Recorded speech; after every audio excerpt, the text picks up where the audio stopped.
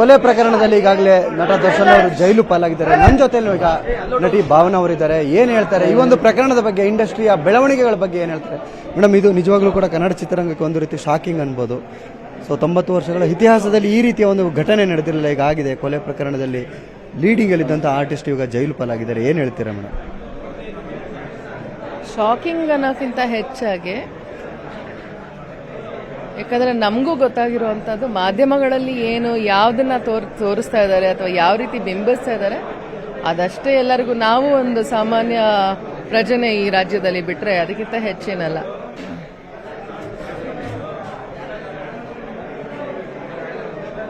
ಇದು ಒಂಥರ there are many angles to it ಅಂತ ಹೇಳಬಹುದು.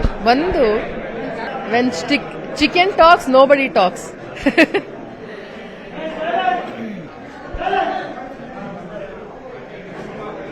ನಂಗೊಂಥರ ಈ ಪದಗಳನ್ನೆಲ್ಲ ಹೇಳಕ್ಕಾದ್ರೂ ನನ್ನ ಬಾಯಿಂದ ಹೇಳಕ್ಕೂ ತುಂಬಾ ಬೇಜಾರಾಗತ್ತೆ. ಜೈಲ್ ಪಾರಾಗಿದ್ದಾರೆ ಅಂತ ನೀವು ಹೇಳೋ ಅಂಥದ್ದು, ಇಟ್ಸ್ ಅ ಫ್ಯಾಕ್ಟ್. ಇವಾಗ ಅಲ್ಲಿದ್ದಾರೆ ಅನ್ನೋವಂಥದ್ದು, ಅದನ್ನ ನಾವು ಅರಗಿಸ್ಕೊಂಡು ಹೌದಲ್ಲ ಈ ತರ ಆಗಿದೆ ಅಂತ ನಾವು ಒಪ್ಕೊಳ್ಳೋ ಅಂಥದ್ದು, ಇದೆಲ್ಲ ಮನಸ್ಸಿಗೆ ತುಂಬಾ ಭಾರವಾದಂಥ ವಿಷಯನೇ.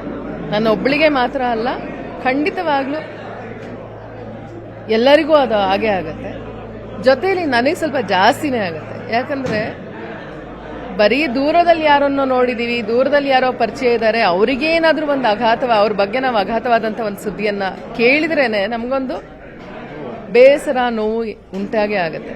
ಅಂಥದ್ರಲ್ಲಿ ಗೊತ್ತಿರೋರು, ಜೊತೆಯಲ್ಲೇ ಪಳಗಿರೋರು, ಸಾಕಷ್ಟು ವರ್ಷಗಳಿಂದ ಪರಿಚಯ ಇರೋರು, ಅವ್ರಿಗೇನೋ ಆಗಿದೆ, ತೊಂದರೆ ಆಗ್ತಿದೆ ಅವರಿಗಾಗ್ಲಿ, ಅವ್ರ ಕುಟುಂಬ ವರ್ಗದವರಿಗಾಗ್ಲಿ ಅಂದ್ರೆ ಖಂಡಿತವಾಗ್ಲೂ ನೋವು ಅನ್ನೋದು ಇದ್ದೇ ಇದೆ. ಮತ್ತು ನನಗೆ ಈ ಮುಂಚೆಯೂ ಸಹ ಎಲ್ಲ ಮಾಧ್ಯಮ ವರ್ಗದವರು, ಕರ್ನಾಟಕ ಹಾಗೂ ರಾಷ್ಟ್ರೀಯ ಮಾಧ್ಯಮ ವರ್ಗದವರೆಲ್ಲರೂ ಈ ವಿಚಾರದಲ್ಲಿ ನನಗೆ ಮಾತಾಡಕ್ಕೆ ಕರೆದ್ರು. ನಾನು ಇಷ್ಟು ದಿನ ತಡಿತಾ ಬಂದೆ. ಅಂದ್ರೆ ಒಂದು, ಭಯ ನನಗೇನೂ ಇಲ್ಲ, ಯಾವ ಹೆದರಿಕೆನೂ ಇಲ್ಲ, ಯಾರ ಹೆದರಿಕೆನೂ ಇಲ್ಲ. ಒಂದೇನಪ್ಪ ಅಂದ್ರೆ ಸತ್ಯ ಅಸತ್ಯತೆ ನಮಗೆ ಗೊತ್ತಿಲ್ಲ. ಆ ತಿಳುವಳಿಕೆ ಇಲ್ಲದೆ ಇರುವಾಗ ನಾವು ಅರ್ಧಂಬರ್ಧ ಏನೋ ಮಾತಾಡೋದು, ಎಲ್ಲೋ ಹೇಳಿಕೆ ಕೊಡೋದು ಒಂದು. ಇಲ್ಲ ನಾನು ರಾಜಕೀಯವಾಗಿ ನನಗೆ ಯಾವುದೋ ಒಂದು ಜವಾಬ್ದಾರಿಯನ್ನು ವಹಿಸಿಕೊಟ್ಟಿರೋದು, ಅದು ಸಹ ಇಲ್ಲ. ಅಥವಾ ನಮ್ಮ ಕರ್ನಾಟಕ ಚಲನಚಿತ್ರದ ಕಲಾವಿದರ ಸಂಘ ಆಗಲಿ, ಯಾವುದೇ ಸಂಘಗಳ ವತಿಯಿಂದ ನನಗೆ ಯಾವ ಜವಾಬ್ದಾರಿಯನ್ನು ಕೊಟ್ಟಿಲ್ಲ. ಇವತ್ತೇನಾಗಿದೆ ಅಂತ ಹೇಳಿದ್ರೆ, ಎಲ್ಲರೂ ಸಹ ಆ ಜವಾಬ್ದಾರಿ ಕೊಟ್ಟಾಗ ಮಾತ್ರ ಆ ಜವಾಬ್ದಾರಿಯನ್ನು ತಗೊಂಡು ನಾವು ಮಾತಾಡಬಹುದು. ಆದ್ರೂ ನಾನು ಇವತ್ತು ಬಂದೆ. ಯಾಕಂದ್ರೆ ನಾನು ನೋಡ್ತಾ ಇರ್ತೀನಿ ಆಗಾಗ ಟಿವಿ ಚಾನೆಲ್ಸ್ ಅಲ್ಲಿ ಎಲ್ಲರೂ ಹೆದರ್ತಾ ಇದ್ದಾರೆ, ಭಯ ಪಡ್ತಿದ್ದಾರೆ. ಅಂದ್ರ what is there to be scared of? There is nothing that I should be scared of. Somebody close to my heart, ತಾಯಿಯಾದವಳಿಗೆ ತನ್ನ ಮಗ ಅವನು ಹೇಗೇ ಇದ್ರೂ ಸಹ ತಾಯಿ ಒಪ್ಕೊಂಡಿರ್ತಾಳೆ. ನಾವು ಕುಟುಂಬ ಅಂತ ಅಂದಮೇಲೆ ಸಿಹಿಯಾದನ್ನೇ ನಾನು ಅನುಭವಿಸ್ತೀನಿ ಅಂತ ಹೇಳಿದ್ರೆ ಅದು ಸ್ವಲ್ಪ ತಪ್ಪಾಗತ್ತೆ. ಕಹಿಯನ್ನು ನಾನು ಅಕ್ಸೆಪ್ಟ್ ಮಾಡ್ಕೊಳ್ಳೋ ಥರದಲ್ಲಿ ಇರಬೇಕು. ಈಗ ನಾನು ಸ್ಪಿರಿಚುವಲಿ ಎಲ್ಲ ಕಡೆ ಮಾತಾಡ್ತೀನಿ, ನಾನು ಆಧ್ಯಾತ್ಮದಲ್ಲಿದ್ದೀನಿ, ನಾನು ಇನ್ನೇನೋ ಮಾಡ್ತೀನಿ ಅಂತ ಹೇಳಿದ್ರೆ ಸಿಹಿ ಕಹಿಯನ್ನ ಸಮವಾಗಿ ತಗೊಂಡು ಹೋಗೋದು ನನ್ನ ಜವಾಬ್ದಾರಿ ಅನ್ನೋಂಥದ್ದು.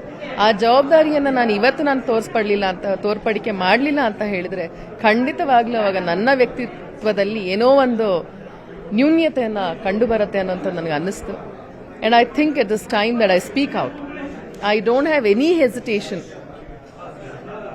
Of accepting a person who is and what he is, the way he is. ಕೆಟ್ಟವರು ಒಳ್ಳೆಯವರು ಅನ್ನೋಂಥ ನಿರ್ಧಾರವನ್ನು ನಾನು ಮಾಡೋಕ್ಕಿಲ್ಲಿ ತಯಾರಿಲ್ಲ. ನನಗೆ ಒಳ್ಳೆಯವರು ಕೆಟ್ಟವರು ಆಮೇಲೆ ನನ್ನ ಜೊತೆಲಿದ್ದಾರೆ, ನಮ್ಮ ಜೊತೆಗೂಡಿ ನಾವೆಲ್ಲರೂ ಇದ್ದೀವಿ ಅನ್ನುವಾಗ ನಾನು ಅವ್ರ ಪರವಾಗಿ ನಿಲ್ತೀನಿ ಅನ್ನೋದು ಒಂದು. ಹಂಗನ್ ಮಾತ್ರಕ್ಕೆ ನನಗೇನು ಮನುಷ್ಯತ್ವನೇ ಇಲ್ವಾ ಅನ್ನೋದು ಇನ್ನೊಂದು ಪ್ರಶ್ನೆ ಬರುತ್ತೆ. ಖಂಡಿತವಾಗ್ಲೂ ಇದೆ, ಮನುಷ್ಯತ್ವ ಇದೆ. ಆ ಎಲ್ಲ ಕುಟುಂಬದವರಿಗೆ ನಾನು ಸಾಂತ್ವನವನ್ನು ಹೇಳಲಿಕ್ಕೆ ಇಷ್ಟಪಡ್ತೀನಿ ಈ ಮೂಲಕ. ಆದರೂ ಇವತ್ತಿನ ದಿನಗಳಲ್ಲಿ ಸೋಷಿಯಲ್ ಮೀಡಿಯಾ ನನಗೆ ಒಂದು ಅರ್ಥ ಆಗಿದೆ. ನೀವಿವತ್ತು ಸಾಕಷ್ಟು ಯೂಟ್ಯೂಬ್ ಚಾನೆಲ್ಸ್ ಅವರು ಇದ್ದೀರಾ, ಎಲ್ಲರೂ ಇದ್ದೀರಾ, and you are active everywhere. Facebook ಅಲ್ಲೂ ಹಾಕ್ತಾ ಇರ್ತೀರಾ, ಟ್ರೋಲ್ಸ್ ಮಾಡ್ತೀರಾ,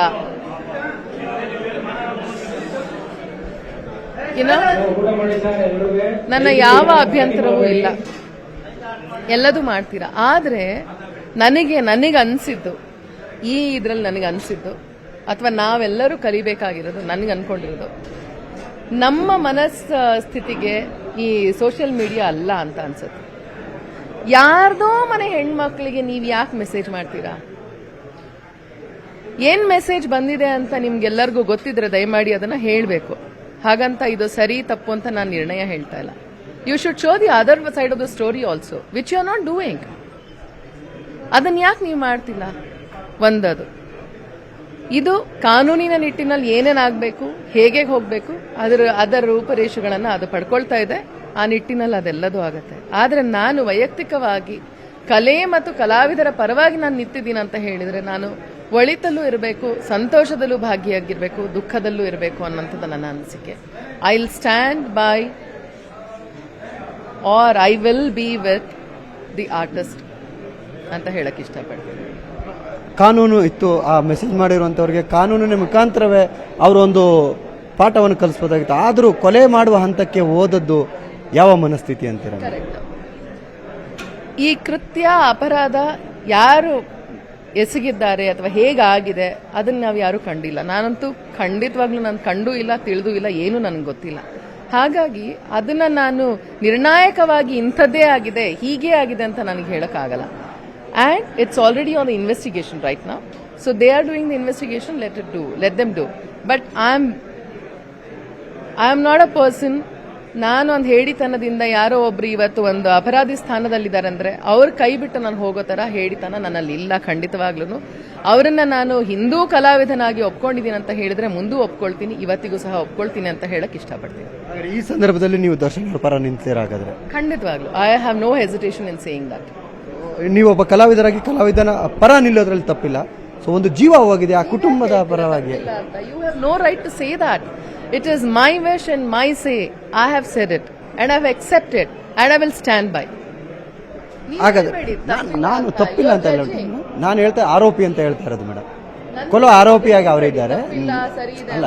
ಸೊ ಇವರ ಪರವಾಗಿ ನೀವೇನು ಹೇಳ್ತೀರಾ ಅಂತ, ರೇಣುಕಾ ಸ್ವಾಮಿ ಕುಟುಂಬಕ್ಕೆ ಏನ್ ಹೇಳ್ತೀರಾ? ಸಾಂತ್ವನವನ್ನ ನಾನು ಹೇಳಿದ್ದೀನಿ ಈ ಮುಂಚೆಯೇ.